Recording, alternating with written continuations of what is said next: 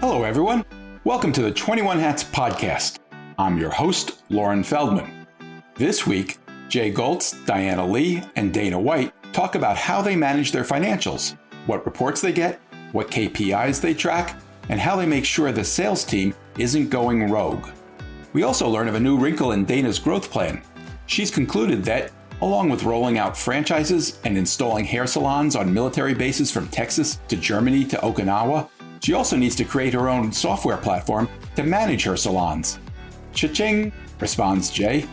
Plus, Diana explains how the new digital marketing privacy rules hamstring small businesses and what they can do about it. Even in good times, owning and running a business can be a lonely pursuit. Our hope is that these weekly conversations will let owners know they are not alone in facing challenges.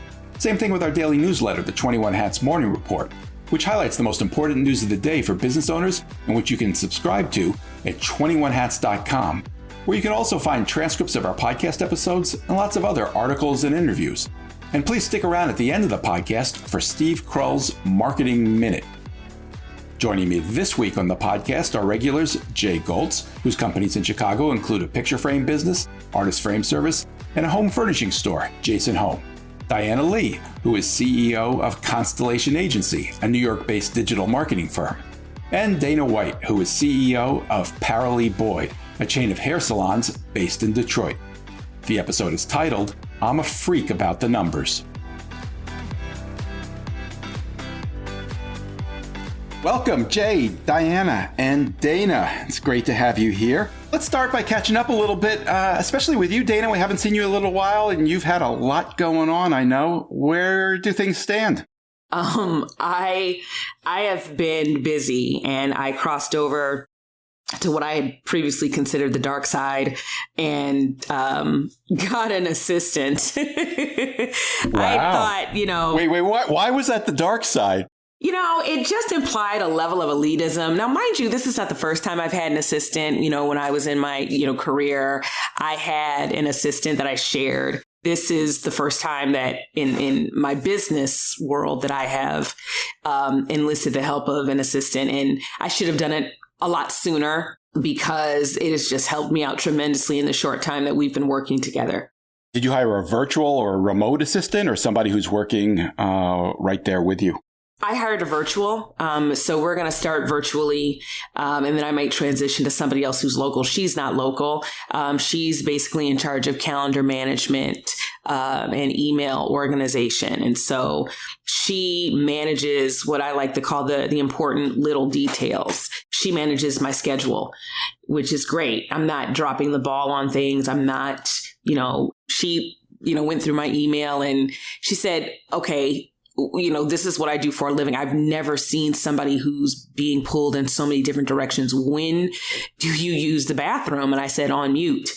And she said, when do you eat? And I said, at the end of the day. So bigger picture, what's going on at Paralee Boyd in terms of your attempts at world domination? Right. And I'm getting closer, Pinky. I don't know if you watch Pinky and the Brain. No. So here's the thing. So we are just handling it. I am so proud of my team at the salon. We brought in our stylist trainer and we were there till midnight on Sunday, starting at like 6 or 7 o'clock. And my team just trained on the methods we need to be more efficient. And they took the bull by the horns. And even as of yesterday, they have gotten people in and out in under an hour. And the reviews are amazing and the people are loving their hair. And we're just turning out a better product. And so now we're not needing to turn away people so quick or so much because we are able to style them in the way in which Paralee Boyd styled when we first opened back in 2012 to like 2014. So that's the one thing. The military is firing on all cylinders. Between Sunday and the end of October, beginning of November, I will have traveled to Fairchild Air Force Base, Vandenberg Air Force Base. Wait, tell us where these are. Oh, yes. Spokane, Washington for Fairchild, Santa Barbara, California for Vandenberg Air Force Base, Fort Campbell, Kentucky, Fort Hood, Texas, Ramstein Air Force Base in Germany, Grafenbeer Air Force Base in Germany, and Aviano in Italy, all by the beginning of November. Fort Bragg's contract is almost done. I should have it to me by the end of next week. I'm putting that team together of people, very credible people who have worked at the Pentagon, who have seen these contracts, who know what I can ask for to lower my cost, because they reviewed multiple contracts for several bases. I've had people put in perspective what it means to have the military come to you versus you go to the military. And then, normally the military says, okay, we'll do one base. No, they literally want an international rollout as soon as possible. And so not only are we talking about what that rollout looks like, we're also talking about the funding around that rollout. Now investors want to come, but investor money is expensive money. And so, I have a couple calls next week with some angel investors to see if that is an option. But right now it's looking like I will fund these through the SBA, and also be able to fund these through some of the military contracts that I'm being slated to bid on through my certification, or with a proxy for my certification until I get it. And then I'm franchising. Wow.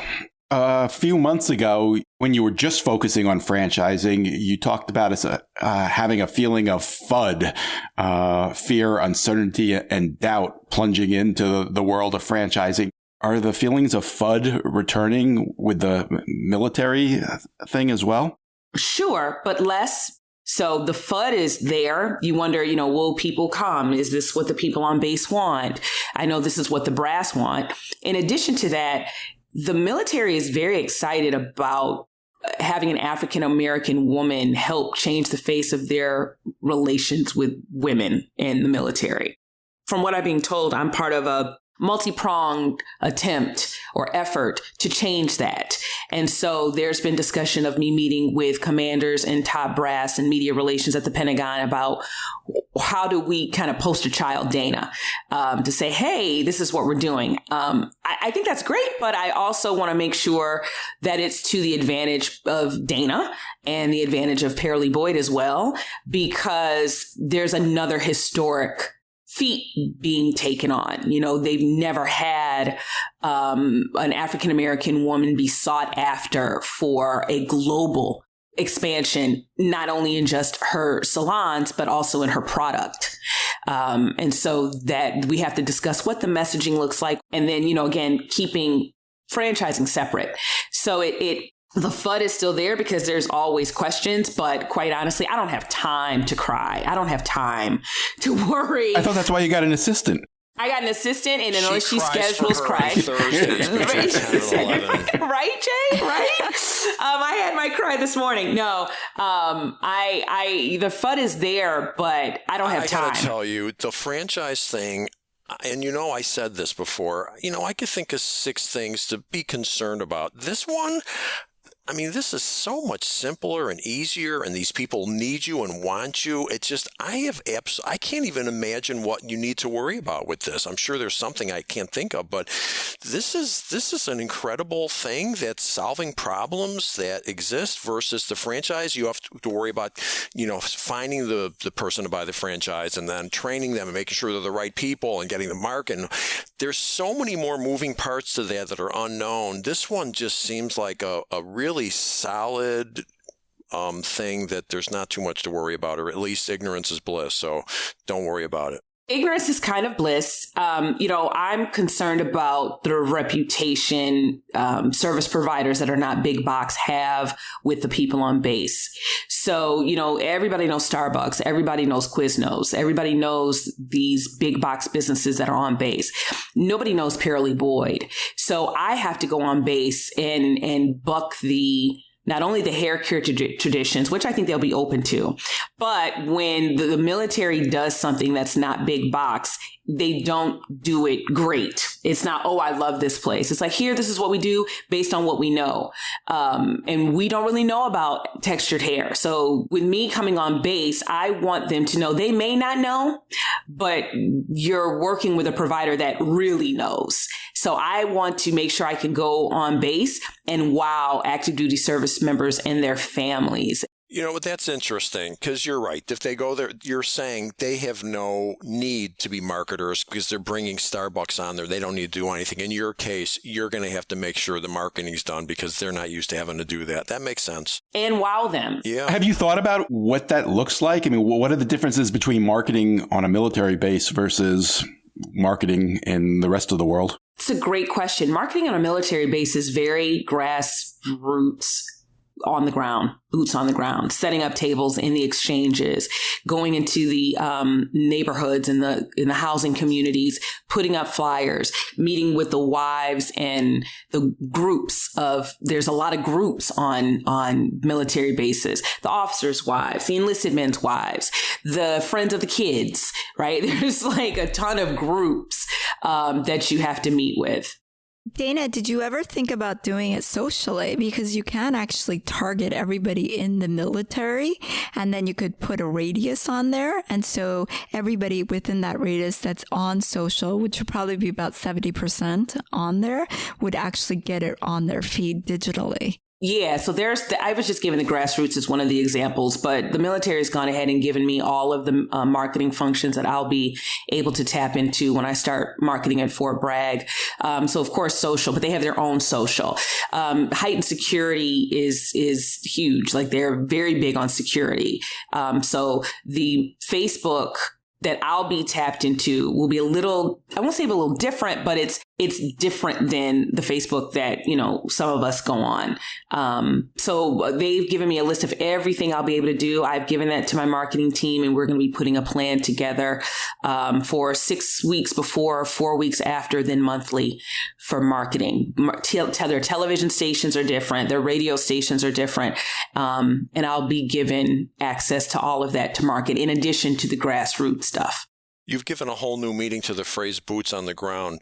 Very much so. Like we have to have a table in the exchanges. We have to have a street team, meaning those tables have to be manned with women who are in Paralee Boy t-shirts. They have to be branded. Their hair is done. And we have to market to the people that walk by and say, this is who we are. This is what we're doing. And this is why you should come to us. Yeah. So Dana, I mean, this is a unique and amazing opportunity that could blow you up in a hot second just by actually launching it to military. How much capital is it taking to actually do all of these sites? Well, that's another great question. So because I'm working with a former Pentagon retiree, he used to review all of these contracts just so he understood at a grass top level what was going on. He knows what they can give and what they can't. For instance, what we're talking about at Fort Bragg is them doing the build out, and then me just plugging and playing, me coming in and making it mine. So we're looking at significantly reduced cost for military locations because they're so willing. They already do a lot, but they're so willing to do so much more to get me in there. That's great. I think we're looking at less than $100,000 for build out, but I'm going to start putting my budget at $200,000 or $150,000 to $200,000 for each location because I want to pay my staff to come down there and train, pay for travel, pay for marketing, all of that, and have plenty of cash and, you know, startup money for when we do it. And they said grand openings are going to be huge. There's nothing command likes more than a grand opening that's going to solve a problem. So please expect a band, saluting, uniforms, red tape. She said, that'd be interesting. But she said, no, it's going to be big. But I'm not going to have a party. I'm going to cut the ribbon and we're going to start taking appointments. In addition, the technology that I'm working on, that's another capital raise that I need because that technology is extremely important. Again, perspective on this for you guys. Fort Bragg is bigger than the city of Detroit by like over 100 square miles. Wow. I will be the only Wow. female salon on base. Wow. Huge opportunity. And that's just Fort Bragg. We're not even talking about Ramsey. Dana, you just mentioned you need to raise money for technology. Are you referring to the software you use to guide your customers through the salon? Yes. Where does that stand? I know you've been using something. Do you have to create new software, or what's involved at this point? So we've already started talking with New Foundry out of Ann Arbor, an amazing company who I know is more than capable of doing this. They're looking for phase one of this to be done in 10 months. That's why getting the military contracts, that's why having somebody next to me who understands what I can put into a contract to ask for, how much of this can be the technology development for this money. I may need to seek an investor for this part of that. Why do you need to do this? You've been using some technology to this point. Why can't you use that? And why didn't this come up when you launched the franchising initiative? It did come up, but it's more urgent now because Fort Bragg will be done before probably a franchise is ready to open. Our volume is expected to be huge. And this software will be able for us to manage it and communicate with customers outside of the salon. It's hard for me to imagine that that there's nothing that's already in the world in the hair salon industry that's I don't know, 75% there. There is, but it's that extra 25% that's missing is vital to everything is appointment based. And so there is, and I've given them examples of things that, just fall short of the mark. And they see that we need a family, a father on base. Like I met a father on base with 3 little girls, and I told him, that we might be here, and his eyes lit up. Please let me be the first one. I'll be the first one in line. My wife's headed over to Afghanistan. I need, please. He was like, when are you coming? And so I need him to be able to go into our app and let us know that he's bringing his 3 girls. And then we let him know, great, be here in 30 minutes. So then when he does come in, he just walks right in. We need this to be able to facilitate that volume more efficiently. And the reason why this is so important is, again, it's not just for the bases around the world. It's also for the franchises and my corporate locations, and for the military bases. They want me to own my software, again, for security. Diana, you obviously have a lot of experience building a software platform. I believe you did it in-house. Do you have any thoughts about what it takes to do this and what Dana should be thinking about in terms of hiring somebody to create a platform like this? The first thing I would make sure is that you don't have foreign entities involved. And the reason is because a lot of people say, I have developers in other countries, but if the thing gets stolen, you can't go after them in another country. Yep, they're all local, right? Even out of Michigan, Ann Arbor, Michigan. Right. But you also have to make sure the developers that they're using are also within the same country. And then the other thing is it's really important to have somebody of a development mindset on your team because they speak a foreign language. Most developers do. And as much as I say that I could have, tried to figure it out with them, it was never going to happen. So I had to hire a CTO that really led the project. And I call him the developer whisperer because he speaks a different language like they do. And then I am at ease in terms of where they're actually going and the sprints that they're coming out with and all of that. So it makes it a lot less complicated that you have somebody with that title on staff to actually lead those projects. Yeah. Cha-ching, that's not an inexpensive person. It's like add it to the list. The only thing that I would tell you, Dana, and this part that you have to remember, when you develop software, you always have to maintain it. And it's a ton of money for maintenance. If you ever stop maintaining it, you will automatically have bugs in the system. Mm-hmm. So a lot of people think, I just make the software and I never have to do anything after that. No, you're dumping money like you wouldn't ever believe. Yeah, that is a difficult concept and believe me, I fully agree after years of watching this stuff. if you didn't know that, you would, it's shocking. I would have thought like you write the software and it's done. And like, that is a foreign concept to people who aren't in the technology business. And I still don't fully understand why all of a sudden do bugs pop up if it was already so. We've had that conversation. It was on what is the ongoing maintenance? Because, me, I don't sleep to dream. Software, yay, but the work of it. And if I'm going to be spending this money, how is it going to increase my bottom line? And, what are we doing? And so that's huge. Yeah. Understanding that maintenance standpoint. That's like a whole nother business that you're creating. It is. All right. Well, I have a feeling we're kind of only scratching the surface with all that you have going on, Dana. We're going to take a quick break for our sponsor, Work Better Now, which connects entrepreneurs like you guys with virtual assistants. And Dana, by the way, if you had gone through Work Better Now, you would have gotten a 21 Hats discount, just as any of our listeners can. Oh, I didn't know. Okay, I'm here with Rob Levin, who is co-founder of Work Better Now, which provides business owners with virtual assistants.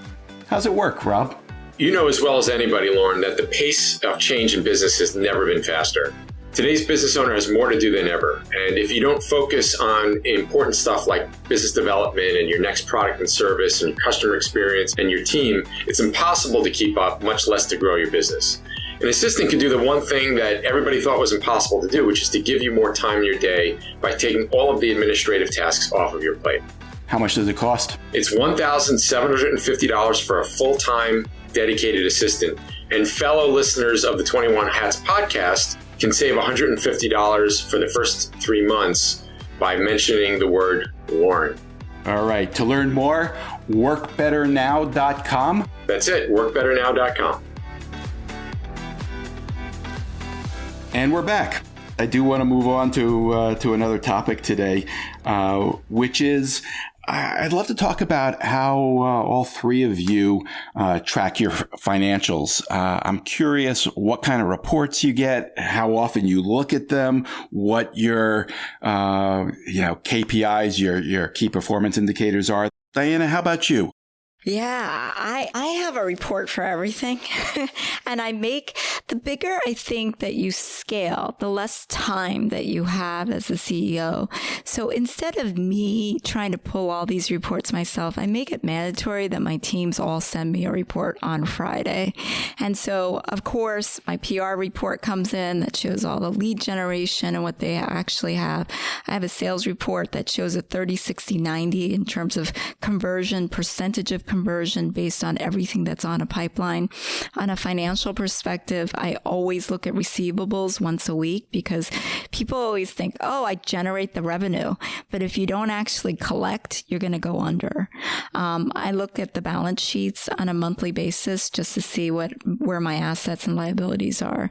I look at an accrual report, which basically shows me how much revenue accrual that I'm doing on a daily basis.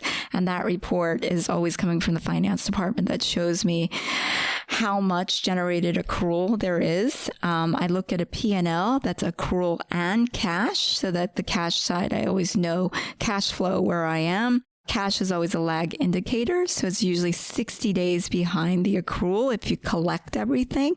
But the accrual is the beginning indicator that says that you signed that contract, and that's actually coming in 60 days. You should get payment on it. I also look at margins, right? Because you always have to look at if margins are going up or down based on all of your product lines. So I, am a freak about the numbers, and it's because the numbers will never lie to you. They will always tell you a story. It doesn't matter what your sales team says. The numbers tell the story, period. And obviously you want to see an upward trend for every department that you have. So I do really track everything. Let me ask you a question. Yeah. I get everything you said. Makes perfect sense. The one piece of the puzzle that I'm wondering about is when you said your margins. It's not like you're buying a shirt for $12 and selling it for $19. How do you so accurately figure out what your true incremental cost of something is so that your margin, quote unquote, is accurate? Because I don't know what it is you're selling. I know what you're selling, but like your costs that go along with it. Do you feel like that's always accurate, or is that a moving target? No, so Jay, that's such a great question, and I could tell you're an entrepreneur, a true entrepreneur, because you're asking that. So what I find is that I have a lot of product lines, right? And I have A package, B package, C package all over the place, and each package is a different one for every manufacturer that I deal with. So we have invented our own billing calculator because it was so damn complicated in terms of what we came up with. But what I realized with the sales department and the account teams, they just want to make a deal. And so you could see that the longer I'm in business, many of them have the autonomy to make their deal, right? And so because at certain times they're trying to meet the quota, they're going to go down on margin. And this is important to me because when I track it on a monthly basis and I see certain product lines, I'll take the percentage of margin per product line because I can't do it by line item. And I'll just make sure that it's somewhere, between 40 and 60%. And so if it's dropping a lot lower than that, I'm going to meet with my VP of accounts. Okay, that makes sense. So you've got a fixed number, but it's really about discounting, which is a great answer because you're right. I've seen companies go broke because they gave the sales manager, we'll give you 2% of sales. Not a good idea because next thing you know, they're selling things below cost. And that person didn't care. They're making $1 zillion. So that's interesting. So it's about really keeping a handle on the discounting. And that makes sense because that is a problem. Yeah, Jay, because as you get bigger, everybody else is doing the selling, right? And so you're giving them the autonomy to do it. And it's exactly what you said. Everybody wants it for themselves. They're like me generated.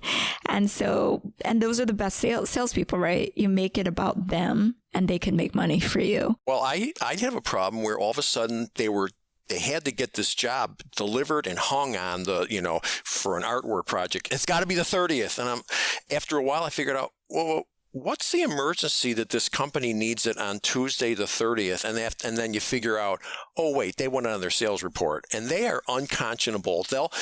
You could run overtime. They'll do whatever they have to do to get that in for the month. And I've learned that we were very careful at the end of the month to watch for what jobs were shoved in there because they wanted it on their sales report for the month versus somebody really needed it. So that's like standard procedure for us now because it's a common problem. Yeah. And for me, Jay, receivables is exactly that. So I have salespeople selling, but if I don't collect the money, I'm charging them back after 60 days. So that's why I check the receivables to see which people didn't pay. And if they didn't pay, because, you have over 1,000 clients, you have to check receivables and you got to charge back these salespeople because you'll go broke if you just pay them on the accrual and you never collect the money.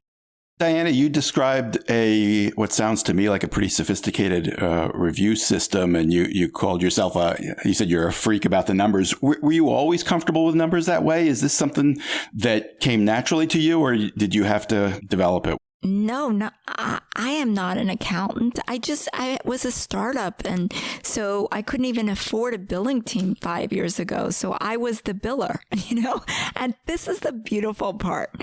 When you do the job yourself, you're going to know everything about what you want to measure. And so when I handed off these pieces as we got bigger and I ended up getting, my ops team was my billing team in the beginning because I only had 2 people on the ops side. And so between ops and me, we did all of the QuickBook invoices and sent them out, and it kept getting bigger and bigger. And now we have 5 people in billing. But now, because I went through that experience myself and did it myself, I know what reports to push because I basically did it with my ops team. And so that was such a valuable lesson because I speak to entrepreneurs all the time. I have a family member that they have their own business. And when I talk to them, I'm like, well, don't you check this stuff? And they're like, no, I have a controller. And I will tell you, in the 5.5 years that I've been in business, I have found hundreds of thousands of dollars of mistakes. Hundreds of thousands of dollars worth of mistakes. Invoices not being sent out. $30,000 invoices. missed didn't get sent out. Nobody cares about the business and the money as much as you do. I don't care who you hire. And at the end of the day, if you don't actually look, people make mistakes. And they don't mean to, but they just do. Do you have a CFO? No, so I have a controller. I am going to get a CFO very soon. I'm looking. But yeah, I mean, I genuinely believe that it tells it all. And I was a consultant for 15 years. I saw fraud happening to a lot of the businesses out there because they didn't look at the numbers. And one guy said he made the most important, profound statement to me. And to this day, I really believe it.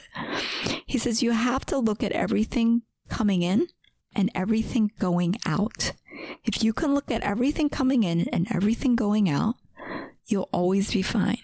But if you stop looking at what's coming in and stop looking at what's going out, you can go under. It is a natural growing curve. In the beginning, you're just looking for sales. The last thing you're worried about, are you going to get paid? And the fact is, this is a rookie mistake in business. This is absolutely a fact. Receivables that aren't managed will get out of control. Mm-hmm. No question about it. There's not a question about it. I mean, many people will pay on time, but there will be people that if you don't manage it and stay on it, they're not going to pay their bill. That's just how it works. And you don't learn that. They don't teach that in business school. I mean, it's just until you get burned a couple times, that's what makes you figure it out. But that's a rookie mistake, thinking that everyone's just going to pay you because they're nice. And Jay, the thing also, I'm sure you experience the same thing. The longer you go out in receivables, the less you're going to collect that money. No question. So the minute it hits 90 days, it's game over. You're not collecting anymore. You can't let it get to 90 days. You've got to collect it between 30 and 60 because after it hits that point, every day that goes by, it's less likely that you're going to actually receive that money. Because if you're calling them to collect money, there's 50 other people calling them. That's right. And the old expression, the squeaky wheel gets the oil. The other rookie mistake people make is they have the salespeople do it. By nature, the salesperson is not going to have the personality to call up and say, look, this needs to get paid. It's like, you need to have someone that's good at it. And it's an art and a science to get people to pay on time. Diana, do you think maybe you've waited too long to hire a CFO who could, be tracking all this and watching for those mistakes instead of you doing it? I think so. Absolutely, Lauren. It's one of these things that as you, I think, grow a company, you originally think that your team members can do it or you can do it. And then it keeps going and you realize, oh my gosh, I can't do it anymore because it's consuming too much of my time. And then by then it's already too late. You're drowning. So that's how I feel like most days, that I don't have currently a COO or a CFO. We are missing some people in the C-suite area. And so that's where you were planning to actually fill those positions. But they're the most important positions. So you've got to take your time, I think, in interviewing, but, making sure everybody buys in with these people. I just went through the CFO hiring process for the first time in 22 years. And I can tell you, there are people that own it, that live and die on wanting to do a good job. If you find the right person, they will take that off your shoulders and you will sleep at night. They will, in fact, care about it as much as you do because their entire essence is about doing a good job. And I know that those people exist. I mean, they're not all like that, obviously, but they do exist. So you will find somebody. How about you, Jay? Tell us, what do you track? Every Tuesday, I get a flash report. It's got sales, it's got receivables, it's got payables. What it doesn't have, which is the big hole for me, is inventory. And if my number comes out that it's like if I'm short of cash, I know where it's at. It's an inventory, and I don't have a daily report on inventory because I'm not selling stereo systems. I'm selling picture frame molding, and there's amount of footage used. It's not an exact. I don't have a really great computer system at the moment. I'm working on it, so I can get a feel for it. But I can tell you, if you have inventory, that's the second thing. If you don't manage, your receivables will get out of control. And if you don't manage your inventory, it will get out of control, because this is what happens. You run an ice cream store and you run out of chocolate ice cream and people scream, "Oh my God, what's wrong with you? You can't run out of chocolate ice cream." So what happens? Your buyer makes sure they order 5 times more chocolate ice cream than necessary because they never want to get yelled at again by the boss. Well, whatever business you're in, there's something there that you probably are sitting on too much of because somebody doesn't want to run out of it. And there is a point of no return. And it's very, very easy for your inventory to grow to 50% more than it should be because somebody doesn't want to run out of a product for a customer. And you really have to sit down and figure out what the metrics are for how much should you carry, because to the idea that we can never run out of stock of something is a very expensive proposition. So you have to balance out. And they actually do teach this in accounting. I had a class in it about, what is the cost of running out of your merchandise? If you're a hospital, you can't afford to run out of plasma. So there's a tremendous expense. But, if you're a picture framer and you run out of the gold leaf molding that's 2.5 inches wide, no one's going to die. So, you have to balance that out. It sounds like you may have hired your first CFO about 20 years ago. What prompted you to do that? Well, as Diana said, it was probably a year or two too late. There's stuff that gets done that if your controller doesn't do it, the owner's doing it, and at some point, either the owner has too much to do, or the owner's out of their depth. And even though I have an accounting degree, I've never practiced as an accountant for one day. So there's stuff that I wasn't keeping track of enough. And I'm pretty sure that most people, when they hire their first CFO, it was probably a year or two later than they should have. But as with most things in business, you don't do anything until there's a problem. It's not like you get a memo saying, "Oh, now's about the time you should hire a CFO." Now, an HR person, that one's a little easier because the standard rule out there that I think is fairly accurate is when you hit about 100 people, you should have an HR person.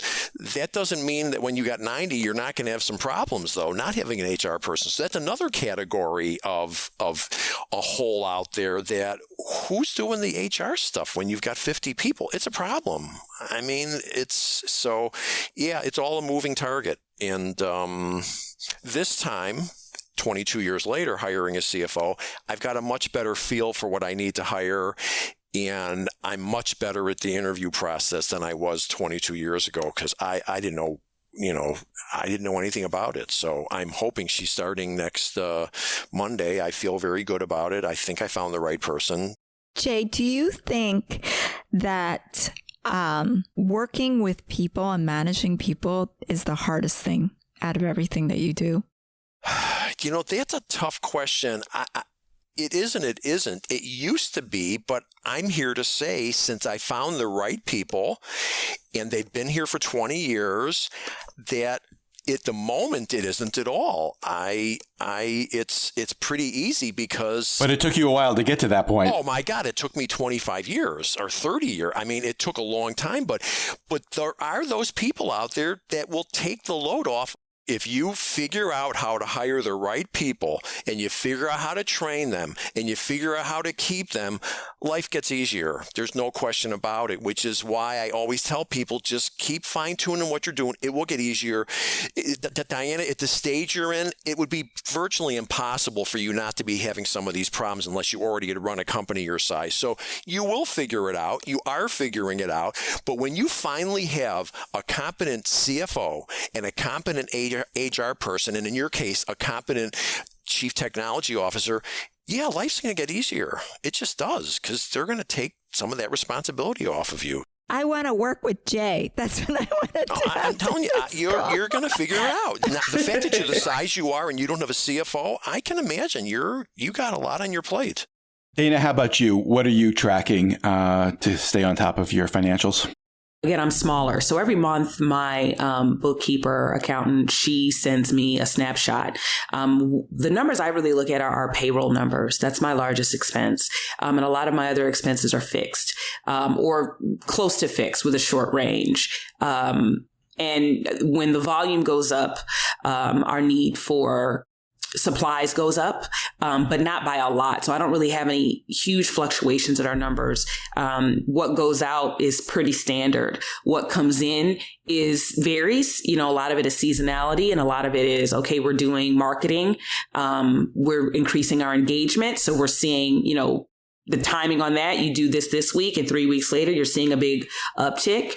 And then, so we're looking at, when I look at my financials, I'm looking at my people. Why did payroll go up? Because my numbers, as far as payroll, are directly correlated to not only volume, but efficiency. That's why this training this past week was so important, because the stylists weren't confident, and what would normally take them 15 minutes to do was taking them 30, 35 minutes. You add that up, we're seeing less numbers because we're not going to be able to get to everybody in a day. And we're seeing a need for more people to be staffed because these two stylists are styling at this amount of time. So my numbers are payroll. I don't carry inventory, and I don't have receivables. I don't invoice anybody. When they come in, they get serviced and pay, or when they come in and pay and then they get serviced. Money, all the money I have by the end of business that day.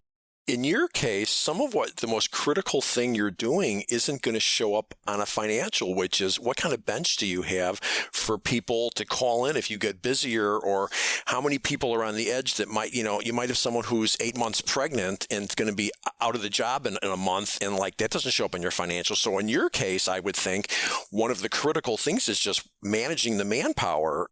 Our staff training tracking and that color coding of who's, styled and able to train, who's just styled, who just started and who's trained, that's that predictive aspect of the technology we're developing. So we know, hey, Saturday, we're going to be very busy. You don't want to put two girls who were just hired and who are still going through onboarding. We need to put the people who've gone through the training process with our styling trainer. So that's, the numbers are one thing, but what directly affects my numbers is the efficiency of my team. Okay, so do you also track then your reoccurring revenues by customer as well? Can you do that if as a walk-in? So as a walk-in only salon, we're data driven. So we are able to look at this date last year and say between the hours of 9 a.m. and 9:15, you can expect this many people.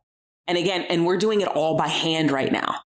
And we can't do that anymore with volume that we're expecting at Fort Bragg or on these military bases or in franchises. It's just going to be too much. So we need the technology. So on Sunday, when we opened our doors, there were 10 women waiting out in front. And that's about normal. So now we know with these on Sunday, we're going to have about 10 women waiting. This is how we need to staff. And here's the service level that we need to staff in order to get those women in and out based on our KPIs. All right, we're running out of time. Before we wrap up, I just want to hit one more thing. I just read a really interesting story in the Wall Street Journal about Facebook and how Facebook is acknowledging that its own tools are suggesting that its ad campaigns aren't as effective as Facebook thinks they are. And they're blaming Apple for this because of Apple's change in its privacy settings. I'm wondering if you can help me understand how this will affect the typical business that advertises on Facebook. Diana, this is very much your world. What should we know about this? So currently, there's a fight between Apple and pretty much every app provider. So if you're on an Apple device, you're going to now get, with the new updates of iOS 14, a little message box that says, do you want to be tracked? That's the question. It's a yes or no, and that's the question. 96% of the users as of last week have now answered no. What that basically means is that from now on, you can't get personalized ads that's about you. Now, what makes me angry about this entire thing, Lauren, is they're not asking the question, do you want advertising? Because you're going to get advertising. But at the end of the day, if you mark no, you're not going to get personalized advertising.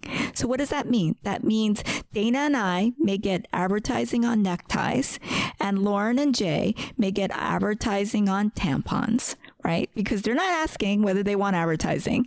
They're asking, do you want to be tracked? So everybody thinks, oh, no, I don't want to be tracked. I don't trust anybody. And at the end of the day, they're marking no. Now, what's making it super interesting is like a few days ago, Ad Age prints an article that says what's Apple iPhone update means for the ad industry. And what the idea and speculation pretty much is in there is that the big giant technology companies are only getting bigger. Google's getting bigger, Apple's getting bigger, Facebook's getting bigger, Amazon's getting bigger. Why? Because they're not going to share the data anymore. Because they're basically saying, oh, we're going to protect the consumers. That's bullshit. They're not protecting anybody but their pocket. At the end of the day, if Apple's going to come out and now start selling ad data or something comparable to that, because now they have all the data and now it's their first party data. It's not third party. So now they can sell it as their first party data or use it as their first party data. Now, you might say, oh, on an Apple device, if you want to go out to our consumers, you have to do marketing through me. This is basically a monopoly that's going to get bigger, and the only people it actually hurts is small businesses. Because at the end of the day, we will never be able to catch up if basically that data source is only for the big giants and they get to keep it all. So by blocking Facebook and asking these questions, Facebook's saying, I'm an app provider. Now, anybody basically that does direct-to-consumer advertising on my platform, I can't do personalized ads for because they now track no. I can't even retarget. So when you go on Amazon, you look for a hammer, and that hammer follows you around all over the place. But also the other advertisers come in. I said, I could sell that hammer cheaper than Amazon now. That used to happen instantaneously. That is what's getting blocked. So you're not going to get that information, and people don't realize how much we lean on efficiencies right now based on all of the data following us around and making these suggestions that we don't realize that this is how consumers buy products. And it's frustrating for me to watch it. I want to know about those 4% that want to be followed. Are they lonely? Do they need some intervention? That's Diana and her friends. But you know what? My partner is 32 years old. He got that question, when it first launched. He answered no. He's an Yeah, good for him. But this is what I'm saying. He's like, if I got it wrong, everybody's going to get it wrong, period. I'm going to tell you what I figured out as a retailer, because we do some of it. It's like in the olden days, you had a store, and if a 60-year-old walked in or a 23-year-old, they both had the same experience, the same products, the same lighting, the same salesperson. Now, people that are 23 shop very differently than someone who's 60. Like the 23-year-old might think that, oh, everyone buys things on Instagram. And that's clearly not the case. And the 60-year-old would think like, what's Instagram? So it's really changed the dynamics of marketing to consumers because they're extremely different now as to how they think about buying things. Yeah, you made that case very well, Diana. Do you have a suggestion? What do small businesses do in this brave new world? I mean, this is what sucks for small businesses, because as a marketer, I know I can download first-party data, which is your customer base, into Facebook and now target them with Facebook information.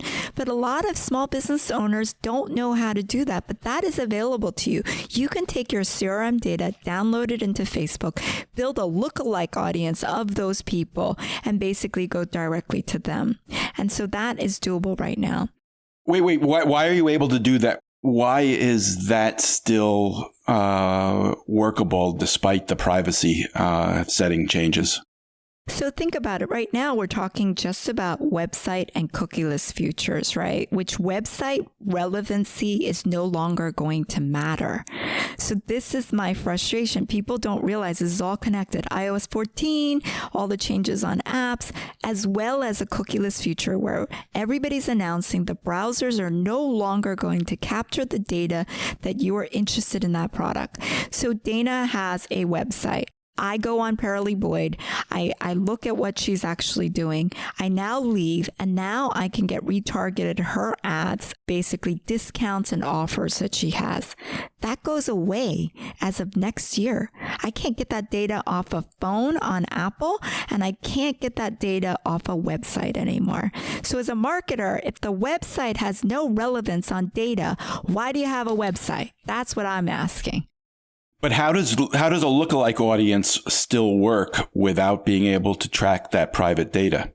Because Facebook has a function in it that could actually build people's lookalike audience, and they could basically make it anonymized. So you don't know who those people are. But Facebook's basically saying for Facebook, Instagram, and all the properties that Facebook owns, Messenger, they can actually match audiences that look like your customers. What you also can do is buy data. And we're not talking website data, because to be honest, website data doesn't convert the best. And people think they do, but they don't. It doesn't mean that they're going to purchase the item just because they went to your website. So what's more powerful than website data is Oracle data or third-party data, which is purchase data. If people purchase that product before, that data is the most powerful data, because now I could say Jay owns a frame store.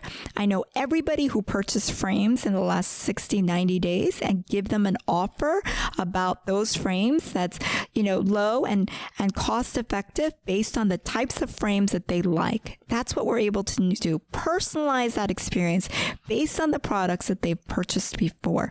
That is still accessible. And so IHS, Oracle, they all sell that third-party data. That's super important to actually have and download it into Facebook. And then the third thing is to have immersive motion ad units. Because if you have a still ad and literally, you can't have a thumb-stopping experience, there's no data that Facebook can collect. Wait, what's a thumb-stopping experience? You thumb stop, and you can go into an ad unit now where you press in, and now you can actually have products within the ad units, and you can make selections within product, price, all of that within the ad unit without ever going to a website. And the reason that this is so powerful is if you're in the app, like Dana's coming up with an app, if you do anything on our app, she owns that data. She knows what you did. She knows what you pressed, and she could retarget you based on what you did. It's anonymized, but she knows that she could retarget the customers based on what happened on that app, because it's trackable for Facebook. And so if you make those changes, and you can make the ad units immersive, move, and they can go into the unit and they can make selections, that data without leaving Facebook has that data, and now you can retarget people with anybody that interacted with those ad units. So that's all available. You got that, Jay? Yeah. All right. My thanks to Jay Goltz, Diana Lee, and Dana White. As always, thanks for sharing, guys. And here it is, your Marketing Minute with Steve Krull of Be Found Online. Here's today's question, Steve. What comes first, advertising or updating my site? Advertising or updating your site, Lauren, it's going to depend whether you're B2B or B2C, because if you're in the direct consumer space and you've got a really bad web experience or user experience, users aren't going to buy anything. So you're going to want to update your site first. If you're in the B2B space, you have an opportunity to create landing pages, or you can even use LinkedIn as sort of a captive tool to generate leads and have conversations. So depending what space you're in and who you're trying to attract, you're going to pick left or right lane, if you will, from B2B or B2C, and figure out how far your marketing dollars are going to go. And even if you're in the B2B space, you're still going to need to think about a website. If the user experience is entirely different from, let's say, a landing page or an ad campaign to the site, you're still going to confuse your users. So you're going to want to think about that. But you can get away with advertising first there, where I think on the B2C side, you can't really chase it. Good friend of mine said, Dave Berg over at Shepherd, he said, the worst enemy of great advertising is a horrible user experience.